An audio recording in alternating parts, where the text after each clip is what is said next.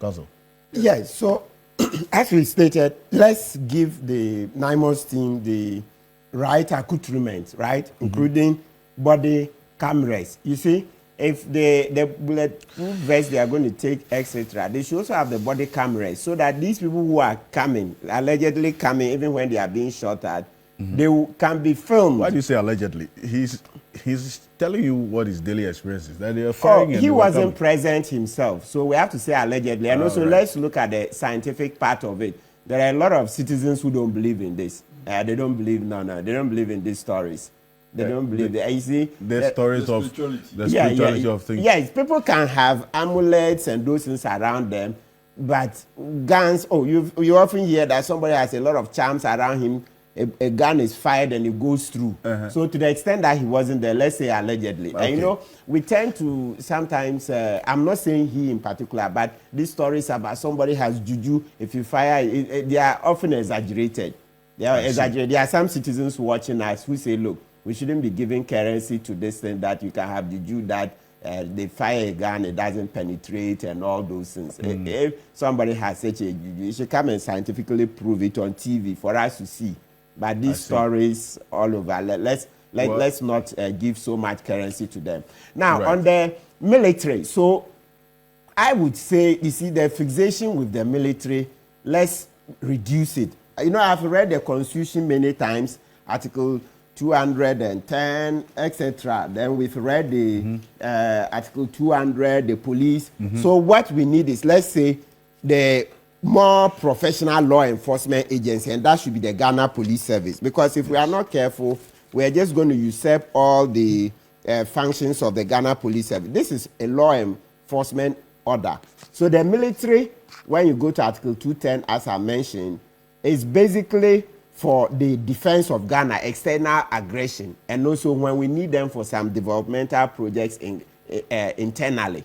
But yes, it's not law and order. These ones that were mentioned, law and order matter. Let the police do it. The police, is it the macho body types, etc., and the accoutrements? The police also have that. Have you seen the police SWAT teams? They also look very heavily built. When they are fully clad, look very imposing and create that fear. Because often when they say the military, I'm like, are they not basically the same guns, etc.? So please, let's emphasize on allowing the police to do their work. You see, in the US, there's a very fresh example. President Trump was fixated with the military. He started sending them into the states. What did the courts rule? They said, no, that's police work. It's not war. Use the military for wars. And then internal developmental projects. If you say, you see the Accra-Kumasi Expressway, let the military, the 48th Engineering Regiment, all those people, the professionals, let them come and help. Then we can reduce the cost. Yes, those ones fine. But law enforcement matters. I think that we should let the police lead. The police can do it. The police can do it. Yes. So for me, that is what I want to say about military as a game. You can Google President Trump. He was stopped one time. He sent military into But you would have those who also talk about the reality that we're faced with as a country. Have the Ghana... So that, is it a case that compared, you juxtapose what the police service task force that was set up, which has been, we understand, disbanded now? Yes, now they are part of an integrated team. I understand they are in the NIMOS, they are part of NIMOS. They operating on their own? Oh, I would say, yes, they are part of NIMOS. Compare that with the military as well. I mean, that's, if we come to terms with the reality we're faced with, you would understand why some advocate the military should be involved in this fight against Galamsey. That's just the reality check I want us to, even though what you're saying, yes, in the law, this is what is expected. But what does the reality say? It's conditioning. Look, a lot of it is conditioning. You see, we've been conditioned to think that it's a military that can do it because they generally shoot to kill, etc. The trainings are different. Ghana didn't start as a state today. We've been around for a long time. And it's not only Ghana, all over the world. They've assessed these things and they say such duties internally is for the police. So that's why within the police, you have Marine Police, you have the SWAT team, etc. They have different departments within the police service. So people are trained differently for different, what do you call it, tasks.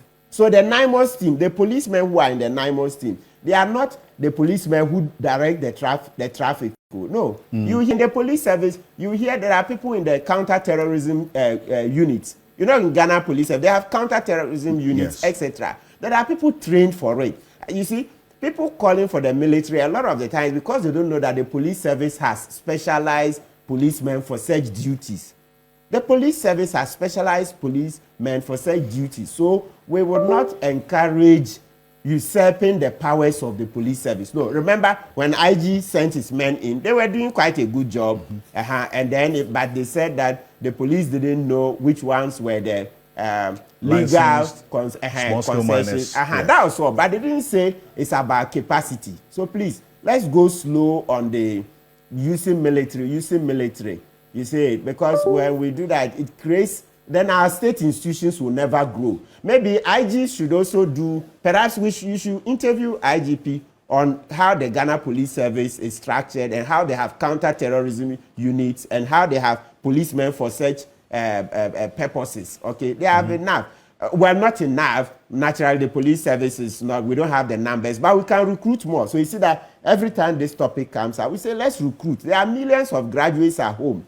There are millions of our young men at home who want to also come in, get jobs, and also serve their nation. So let's recruit more and then train them properly so that they can perform their functions. If otherwise, we are usurping the police powers in Article 200 of our Constitution. Let me read finally. It says that the police service shall be equipped and maintained to perform its traditional role of maintaining law and order.